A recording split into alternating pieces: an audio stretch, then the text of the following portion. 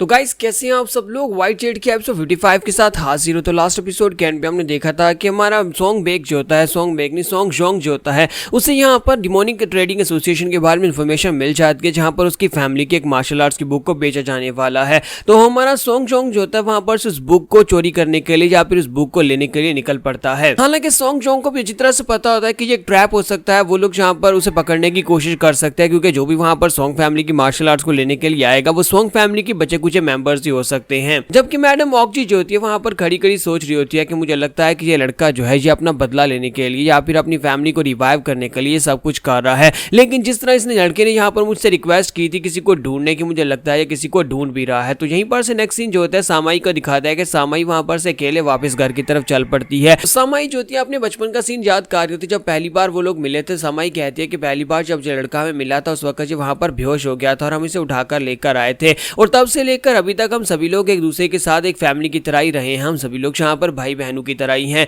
तो हम 4 डिसाइपल्स हैं, 4 सेज मास्टर्स के, और चारों डिसाइपल्स हैं वो एक दूसरे के साथ यहाँ पर ब्रदर एंड सिस्टर्स की तरह ही रहे हैं। लेकिन सोंगा हमेशा से अलग था। सोंगा जो था वो हम सभी के साथ घुलता मिलता नहीं था। उसे हमेशा से अपने ब्रदर की फिक्र थी, वो अपने ब्रदर को ढूंढना चाहता था, उसका भाई जो 15 साल पहले खो गया था। लेकिन मुझे इस बात से बहुत ज्यादा खुशी होती है जब भी वो यहाँ पर कभी मुझे ये कहता है कि हम उसकी फैमिली हैं, यानी कि वो हमारे लिए वापस जरूर आएगा। और साथ ही वो शर्माना शुरू कर देती है और कहती है कि चलो जो भी है, लेकिन मुझे लगता है कि वो जल्दी ही वापस आएगा। और इसी के साथ ही जैसे वो थोड़ा सा आगे बढ़ती है तो सामने से हमारा बेखा निकल कर आ रहा होता है। तो बेखा उसी तरफ जा रहा होता है जहां पर से ये आ रही होती है। तो सामाई जो होती है वहां पर उसके पास से गुजरती है तो बेखा रुकता है और कहता है कि एक्सक्यूज मी, क्या आप मुझे यहाँ पर रास्ता बता सकती हैं। तो सामाई उसे कहती है कि हाँ हाँ क्यों नहीं बताओ कि तुम्हें कहाँ पर जाना है। तुम्हारा बेखा उसे कहता है कि मुझे यहाँ पर इस डायरेक्शन में जाना है। तो वो लड़की जो सामाई जो होती है उसे वहां पर डायरेक्शन बता देती है और हमारा जो बेखा होता है उसे थैंक यू बोलता है और इसी के साथ ही हमारा बेखा वहां पर से चल पड़ता है। जैसे बेखा वहां पर से अपने रास्ते पर चल पड़ता है तो सामाई जो होती है वो सोच रही होती है कि पता नहीं इस लड़के को देखकर ऐसा क्यों लगता है जैसे कि इसकी शक्ल जोंग से मिलती जुलती है।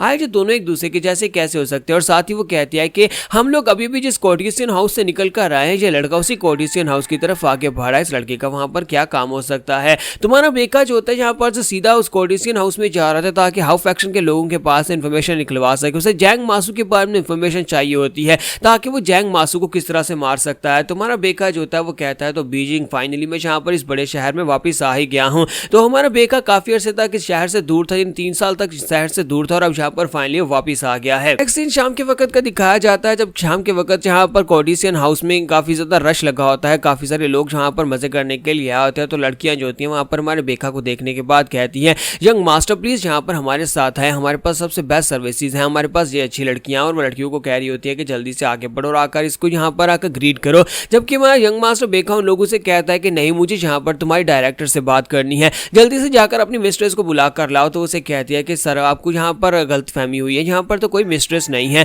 हम सभी लोग यहाँ पर इस तरह से धंधा करते हैं और मिस्ट्रेस जो है वो यहाँ पर काम नहीं करती बल्कि वो सिर्फ और सिर्फ हम सभी को मैनेज करती हैं। तो हमारा बेका उसे कहता है कि मैं दोबारा नहीं कहूंगा, मैं बस यहाँ पर एक ही बार कहूंगा कि मुझे तुम्हारी मिस्ट्रेस से बात करनी है, या फिर मैं ऐसे कहूँ कि मुझे यहाँ पर तुम्हारी ब्रांच मास्टर से बात करनी है। तो जब हमारा बेका ब्रांच मास्टर का नाम लेता है तो उसी के साथ ही वहां पर खलबली मच जाती है। तो इसी के साथ ही अंदर का सीन दिखाता है जहाँ पर 3-4 लड़कियां होती हैं जो कि एक लड़के के साथ खेल रही होती हैं। तो वो लड़कियां उसे तंग कर रही होती हैं और लड़के ने अपनी आंखों पर पट्टी बांध रखी होती है और उन सभी को पकड़ने की कोशिश कर रहा होता है। एक छोटी लड़की जो होती है वहां पर फैक्शन मास्टर से कहती है कि आंटी प्लीज यहाँ पर आकर देखिए, आपका बेटा तो यहाँ पर एक छोटे से मंकी की तरह बिहेव कर रहा है, उसे तो यहाँ पर कोई पकड़ाई नहीं दे रही। तो हमारी आंटी यानी कि हमारी भाभी जी जो होती है उनसे कहती है कि अपने भाई को यहाँ पर तंग करना बंद करो, तुम्हारे छोटे भाई के साथ खेल रही हो, तुम अपनी आंखों के ऊपर पट्टी बांधो फिर उसके साथ खेलो। तो ये भाभी जी जो होती है वहां पर साइड के ऊपर बैठी होती है और ये बेटा इन्हीं का है, यानी कि ये गवर्नर का और इसका बेटा है। गवर्नर के मरने के बाद इस बच्चे को अकेले यहाँ पर पाल रही है, हालांकि इसने उस ब्रांच को छोड़ दिया था और अब यहाँ पर इस ब्रांच में आकर सेटल हो चुकी है।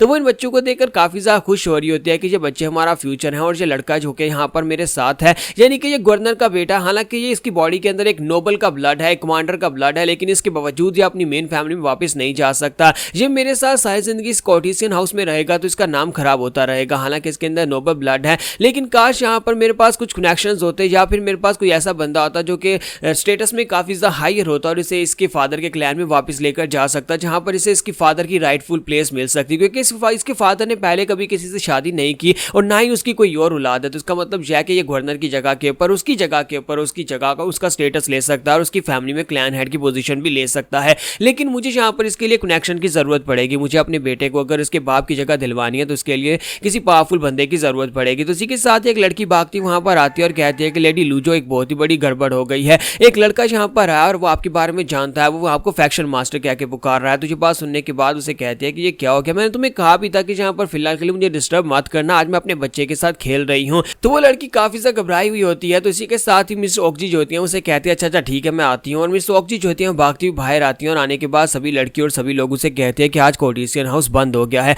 आप सभी लोग वापस चले जाएं, आप सभी को रिफंड मिल जाएगा, आपके पैसे आपको वापस मिल जाएंगे, आज हम लोग अपना बिजनेस यहीं पर बंद करने वाले हैं। और साथ ही वो सोच रही होती है कि मैंने यहाँ पर अपनी पवेलियन को चेंज किया, मैं दूसरी पवेलियन में आ गई हूँ, लेकिन यहाँ पर आने के बाद भी किसी को मेरे बारे में बताया कि मैं ब्रांच मास्टर हूँ। आखिर वो कौन हो सकता है, किसे मेरी इन्फॉर्मेशन पता हो सकती है? कहीं ऐसा तो नहीं है कि जांग मासू ने जहाँ पर मेरे पीछे लोगों को भेजा हो, कहीं उसे पता तो नहीं चल गया कि मैंने गवर्नर के साथ शादी कर ली थी और उसकी वजह से वो शायद मेरे पीछे आया हो। तो जैसी मैडम ऑक्जी जो होती है वो रूम के पास पहुंचती है तो वहां पर उसके जो गार्ड्स होते हैं वो सभी ग्राउंड के ऊपर गिरे पड़े होते हैं, सभी बेहोश हो चुके होते हैं।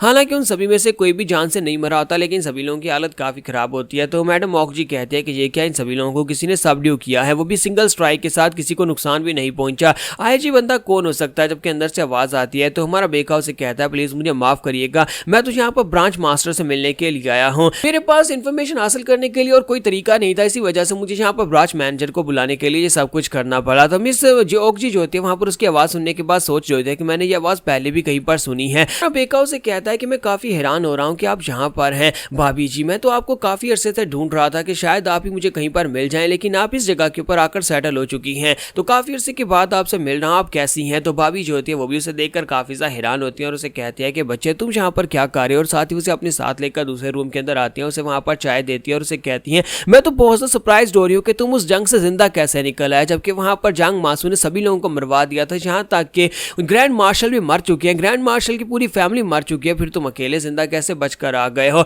और ऊपर से वहां पर डोंगचंग की आर्मी यानी कि जैंग मासू की वो स्पेशल आर्मी जो थी, वो कमीने लोग, वो लोग तो बहुत ज्यादा स्ट्रॉन्गर थे, उन्होंने तुम्हें जिंदा कैसे जाने दिया? तो हमारा बेका उसे कहता है कि आपके पास इन्फॉर्मेशन तो काफी ज्यादा अच्छी है, लेकिन मेरे पास भी यहाँ पर अपने रिसोर्सेज से बचकर निकलने के, मैं बस यहाँ पर बचकर निकल आया हूँ। तो भाभी जी उसे कहती है कि हाँ मेरे पास यहाँ पर सारी किस्म की इन्फॉर्मेशन होती है, क्योंकि तुम्हें पता तो है कि मैं हाउ फैक्शन की ब्रांच मैनेजर हूँ। तुम्हारा बेका उसे कहता है कि वो तो बात ठीक है कि तुम ब्रांच मैनेजर हो, लेकिन हम लोग कभी इतने क्लोज तो थे नहीं जो तुम यहाँ पर इतनी डिटेल में मेरे साथ बात कर रही हो, या फिर इतनी फ्रेंडली मुझसे बात कर रही हो। तो इस बात से ऑक्जी भी काफी हैरान होती है और कहती है कि ये लड़का तो पहले से काफी सा बदल चुका है, पहले तो ये सिर्फ और सिर्फ एक बीस्ट की तरह था जिसके जहन में सिर्फ और सिर्फ दूसरों को मारने का ख्याल आता था, बस यहाँ पर दूसरों को मारो यही इसका काम था। लेकिन अब देखो यहाँ पर इसकी आंखें बदल चुकी है, ऐसा लगता है जैसे कि यहाँ पर ये काफी हद तक नॉर्मल हो चुका है, बहुत कुछ देखने के बाद अब ये बदल चुका है। हमारा बेका उसे कहता है कि मैं यहाँ पर टाइम वेस्ट नहीं करूंगा, मुझे जो चाहिए वो आप मुझे देंगे, मुझे जैंग मासू चाहिए, मुझे जैंग मासू के बारे में सारी इन्फॉर्मेशन चाहिए ताकि मैं उसे मार सकूं, मुझे इसकी मार्शल आर्ट्स के बारे में इन्फॉर्मेशन चाहिए, मुझे ये पता होना चाहिए कि वो कौन किस टेक्निक को यूज करता है ताकि मैं उसे मार सकूं, मुझे अपना बदला लेना है। तो यहाँ पर हमारी एपिसोड 55 का एंड करेंगे और नेक्स्ट एपिसोड में देखेंगे क्या हमारे बेका को इन्फॉर्मेशन मिल पाएगी और क्या हमारा बेका यहाँ पर से सीधा जैंग मासू को मारने के लिए जाने वाला है।